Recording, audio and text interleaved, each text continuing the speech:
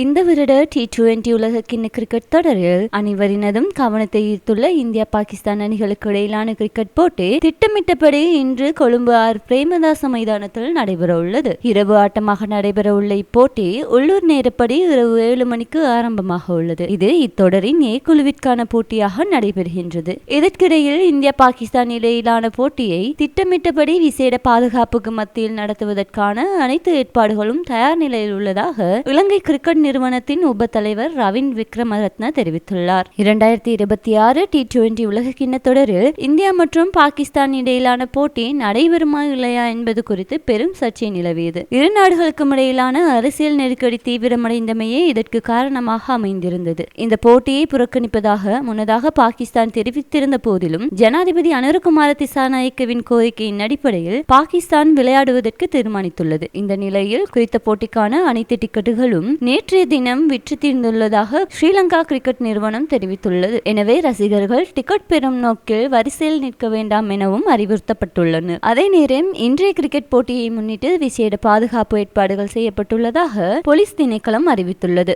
அதற்காக 2000 போலீஸ் அதிகாரிகளும் 600 போக்குவரத்து போலீசாரும் பாதுகாப்பு பணிகளில் ஈடுபட உள்ளனர். இது தவிர முப்படையினரும் பாதுகாப்பில் ஈடுபட உள்ளதாக அறிவிக்கப்பட்டுள்ளது.